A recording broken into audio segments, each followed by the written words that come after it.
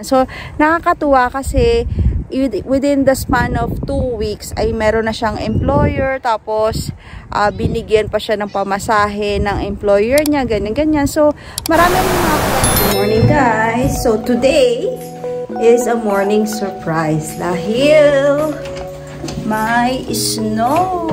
Wow! So, hindi ko alam na mag-snow ngayon. November 2, Thursday, may snow. Saturday.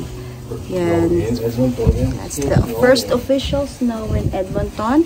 It's heavy snowfall, guys. So, nung nakaraan, Monday, ay parang ano lang siya, flurries, ambon-ambon na may konting tubig. Pero ito talagang full snow siya. Yan. At hindi ko pa malalaman to na may snow. Ay, ayan, oh, tumutunog, oh. Tumutunog. So, hindi ko pa malalaman na may snow kung hindi na message ng classmate ko na may snow pala.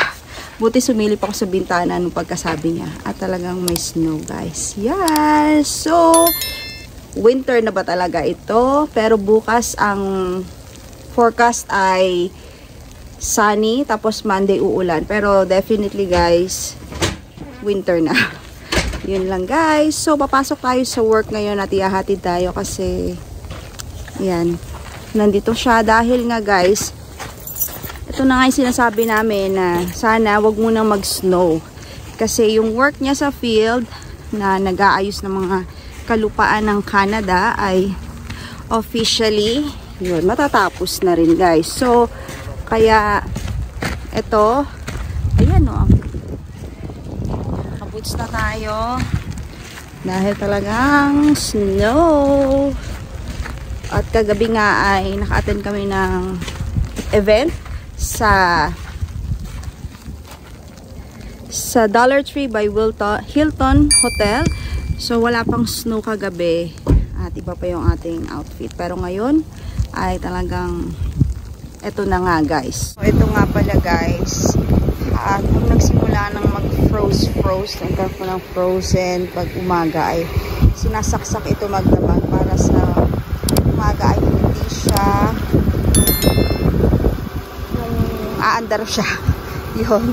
So ito, guys, yan. At ito nga ay may snow, kailangan tanggalin mo na yan at medyo nalilate tayo ngayon dahil dito sa snow na yan, guys.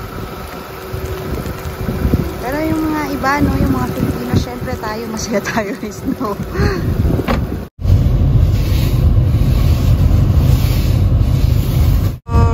Brush na to, o kung ano man ang tawag dyan, ay binigay lang sa amin nung dumating kami dito ng friend ng husband ko. So, ito. Pero guys, merong mga, syempre pang mga high-tech, pwedeng meron kang cover, yung parang trapal siya, cover mo para doon sa snow, tapos tatanggalin mo na lang yung trapal para hindi ka na mahirapan. At yung iba naman, guys, ang ginagawa nila, syempre kung mas may budget din, ay yung snow blower. Yun. So, yung mga ganon. Pero tayo, ito muna. Ayan.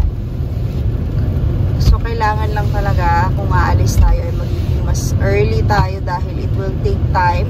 Especially kung mas heavy pa dito. Okay, expected kasi for this year ay magkakaroon ng La Nina winter. La Nina winter na sinasabi is, alam nyo na yung parang sa Philippines, di ba? Pag El Nino dry, pag La Nina sobrang opposite. So, dito mukhang mas heavy yung snowfall compared sa last year. At last year, sinasabi sa amin na it was the warmest winter in Edmonton. So, ngayon, tignan natin kung yung sinasabi nilang forecast na La Nina winter ngayon. Ito nga, nag-start November 2. Tignan natin, guys. Pero, yun. So, hopefully, makayanan naman natin yung winter na La Nina na sinatawag. So, ibig sabihin, mas heavy ang snowfall nito, guys.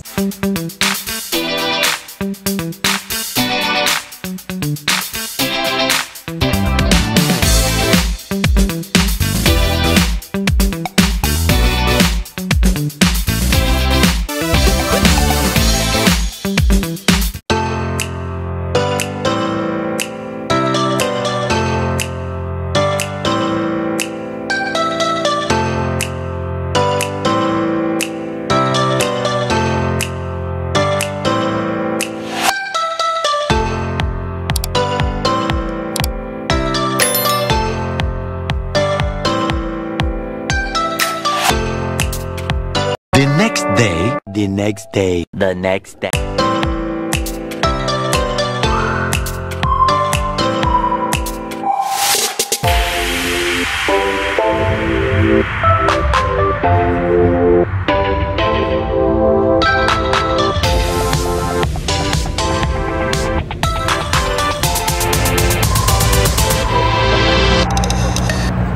$117 ako guys dumating dito, tapos yung bus delayed, so 1:34 pa dadating. Imagine kung winter, ang lamig.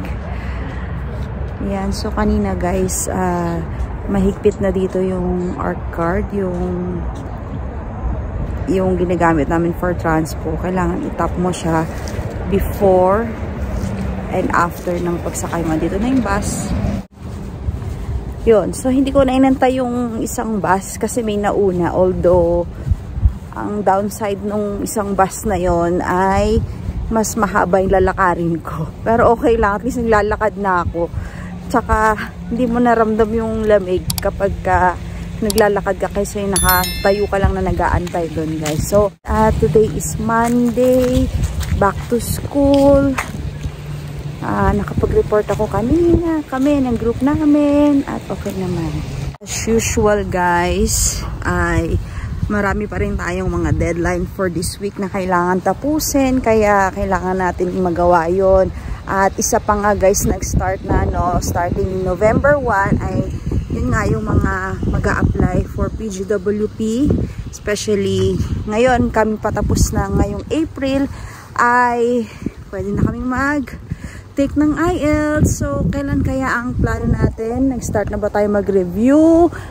Ayan, iniisip ko sana by December ay makapag-exam na ako ng IELTS para malaman natin kung kailangan pa ba natin na taasan yung score natin. Pwede pa tayo mag-retake. Okay, so kaya mag-start na rin tayo mag-review guys. At ayan nga, kailangan natin magplano para dito. So, gusto ko palang i-share sa inyo guys yung kasama ko sa work dito.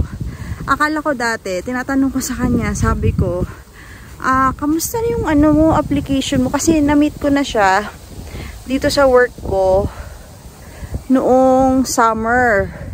So, nagpa-practicum siya doon sa workplace namin. At sabi ko sa kanya, pagkatapos mo mag-practicum dito, pwede ka nang mag-apply para i-hire ka nila. And then, true enough, nakita ulit kami ngayon, dahil nandito nga ako sa location na ito, ay na-hire na nga siya. So, Filipina pala siya guys, Filipina. So, sabi ko sa kanya, nung lumabas yung mga news about the PGWP, na kailangan mag-IELTS, yung mga iba-ibang requirements, so, tinatanong ko siya. Sabi ko, kamusta yung bagong policy ng IRCC na kailangan na tayong mag-IELTS para sa PGWP? Sabi niya sa akin, anong PGWP? Tapos, sabi ko, PGWP, diba? Tapos sabi ko, kailangan bago tayo, pagka-graduate natin, kailangan may PGWP. Tapos yung pala, kaya hindi niya kailangan ng PGWP, ay PR na pala siya dito guys. Tapos sabi ko, nagtataka ako, kung PR ka na, bakit ka pa nag-aral? PR ka na pala dito kasi nag-student siya. Tapos kasi iniisip ko, sabi niya sa akin, 1 year lang yung pinag-aralan niya dito. Tapos kaya iniisip ko, kung 1 year lang siya nag-aral dito, ibig sabihin, meron siyang 1 year for PGWP, pero wala. Sabi ko, bakit? Yung pala PR na siya guys. So yun, ang galing, no? Ikikwento ko sa inyo guys, ano yung story niya. Napaka-interesting ng kanyang kwento, na kung natuloy pala yung caregiver ko noon, ay halos kasabay ko siya.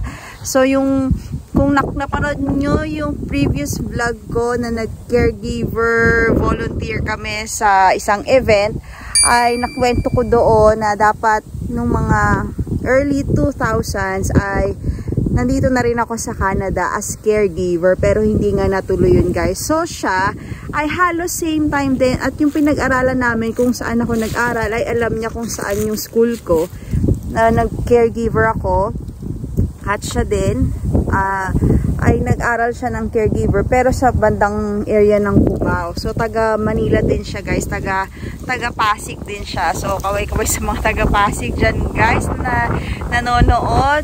At ganun nga, yung pala ay nag-caregiver pala siya dito back in those years. So pero maganda yung story niya kasi hindi naman talaga niya plano talaga mag-Canada. Una ay nag-Hong Kong siya, tapos parang okay naman siya sa sinisweldo niya sa Hong Kong, satisfied na siya. Kaya lang, parang nagkaroon lang ng, yung nag-trip-trip lang na yung kasama niya. So yung time na yun talaga, sobrang dami talaga nag-caregiver. Kaya nga, yun din yung time na dapat kasabay din ako sa batch na yun. So, ang dami. And even up to now guys, kung meron kayong mga Filipino community, halos mapapansin nyo, ang mga nasa Filipino community na nandito, like sa church namin, maraming mga Filipino and some of them, sila yung mga dumating in those years, na year ng early 2000, na kung saan talagang nag-boom yung Canada, in inviting na as many caregivers as they can, no, dito sa Canada. Pero, nagbago nga yun, as time goes by, na nagkaroon sila ng HCCP, nagkaroon sila ng limit for the year, kung ilan yung papapasukin nila for a year. So, naging 1,650 for the child care. Tapos, yung sa home care ay 1,650 din for each year. So, ganun lang yun. Pero, dati talaga, sobrang daming mga pumupunta dito bilang caregiver sa Canada. So, yun yung time na dapat kasama ako. Tapos, na-curious talaga ako na, so, hindi na nga siya hindi na pala niya kailangan ng PGWP. So, sana all, diba? So, yun guys. So, kung ano yung mga plano natin sa buhay, kung meron mga pangarap ang ating mga kapwa Pilipino natin, ay suportahan natin sila. Siyempre, di ba, ang ganda nun na hindi natin na-imagine na, ayun, nakapagpundar na daw siya, nakapagpaaral ng mga kapatid, yan, tapos meron siyang partner na nandito na din, tapos yung mga anak nila ay nandito, kaya okay naman yung naging, sabi ko, okay naman ba yung buhay nyo? No, from, yung hindi ka ba nagsisi? Kasi ang dami nagsasabi na, dumating sa Canada, tapos ganito lang pala yung buhay, ganyan-ganyan. So, actually, before pa siya dumating dito, bago siya nag-start na mag-abroad, kasi nag-ano din siya, nag-ibang country na pinuntahan, tapos bumalik siya ng Pilipinas, tapos nagkaroon siya ng mga marketing na trabaho, at nag-earn naman siya ng magandang earnings din, mga 100,000 a month, diba? Parang okay na yun, diba? Tapos, pero sabi niya parang gusto pa rin niya na i-try sa ibang bansa. So, nag-try naman siya, nag-Hong Kong siya, yun yung nag-caregiver nga siya. At yung pag-caregiver niya na nainggit lang, or hindi naman siya nainggit. Sabi pala niya ay parang nag-trip-trip lang kasi yung ka-work nila ay kakilala niyang caregiver ay papunta na rin ng Canada. Tapos sabi niya, paano yan? Ganyan. So, nakakatuwa kasi within the span of 2 weeks ay meron na siyang employer, tapos binigyan pa siya ng pamasahe ng employer niya, ganyan-ganyan. So, marami ring mga kwento na kung paano siya nakapunta dito, tinulungan siya ng employer niya, mabait daw talaga. Ayun, so, ilang years na siya dito guys, at kaya okay naman yung life niya. So, napakaganda na malaman yung mga kwento ng mga buhay, ng mga caregivers noon na nandito na ngayon sa Canada, na matagal na rin sila dito, marami na silang kapamilya na natulungan, napundar sa family nila. Ayun, so nagtataka lang, iniisip ko lang talaga na kamusta naman yung life, no, after those years. Yan, so hindi pa siya nagsisi. So kasi, pero okay lang na yun, at least yung nag-grab niya yung chance na yun, nagkaroon na siya ng mahabang time dito sa Canada. Ayun. So, ngayon tayo guys na nagsisimula naman dito sa Canada, ay i-grab natin yung mga opportunities na meron, no, kung anong meron. Meron din siya ngayon, hindi na siya caregiver, nagwo-work na siya dito sa work with the disabilities as full-time. may full-time job siya doon. At meron ba siyang isang full-time? Kaya pala sabi niya meron siyang isa pang job na panggabi sa flower shop, something ganon. So nagtataka ako kasi kung student ka dapat limited siya ng 20 hours. So pero siya, only yung work niya nung time na yun, no? Yung pala, kasi nga PR na siya guys. Ayan. So yun lang yung gusto kong i-share sa inyo at mamaya uwi muna ako kasi kailangan ko kumain tapos pupunta ako sa work. See you later. A few moments later. And with the work at alam niyo naman hanggang 5:30 lang yung work natin. Pero nag-overtime tayo ngayon guys.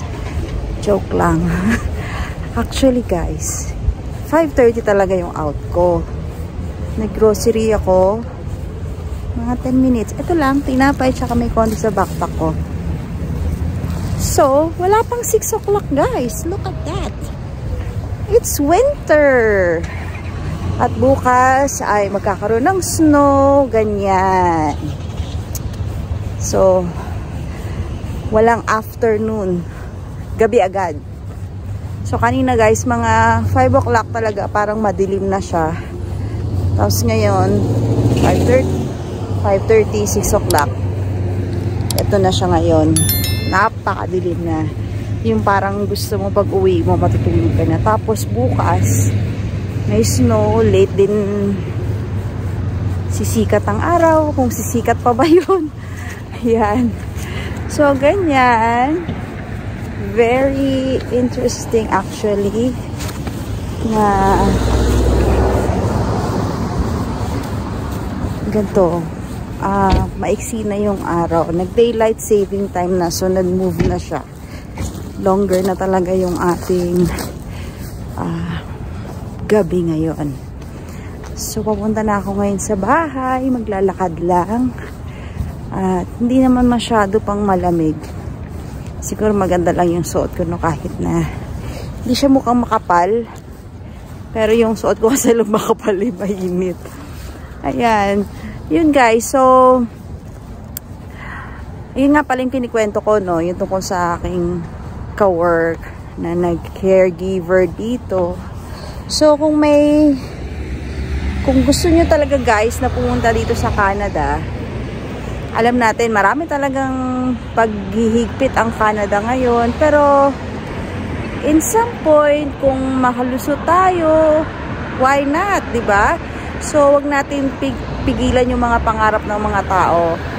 Ay just to say na like meron akong isang comment na natanggap, no, from the previous vlog. Yan, so remember, sabi niya, remember the old song that Grandpa said na the impossible dream. No. Nothing is impossible. Believe me. So, sabihin man natin mahirap, mabigat, but nothing is impossible. Bibigay ng Diyos kung ito ay para sa atin, ipagkakaloob niya ito kung ginagawa naman natin ng paraan. Hindi natin pwedeng hadlangan yung pangarap at lalo na kung kagustuhan ito ng Diyos para sa atin. Yan. So, kung mga gusto nyo balak pumunta dito, kung caregiver pathway man ang gusto nyong paghandaan nyo na guys. Habang magiging open siya ngayon 2025, go for it. Kailangan i-ready nyo lang ang lahat ng mga documents na kailangan na mention na yan. Yung IELTS, yung sponsor nyo kung sino man yung employer nyo. At ano pa yung dalawang kailangan. So ito, ililink ko na lang, papakita ko na lang dito kung ano yung mga kailangan ninyong paghandaan kung gusto nyong makarating dito. So habang open, so dahil nga international student, medyo marami nang nagwa-back out na nasa Philippines, hindi na tumutuloy. So kung ano yung sa tingin nyong mas maganda, mas madali makapunta, yun na yung i-take nyo. Yun, so yun lang guys. At kung hindi ka pa nakasubscribe, please subscribe and don't forget to like my video. And please share this video para sa mga gustong malaman, ma-inspire kung paano makarating dito. Yan. I'll see you in my next vlog. Bye!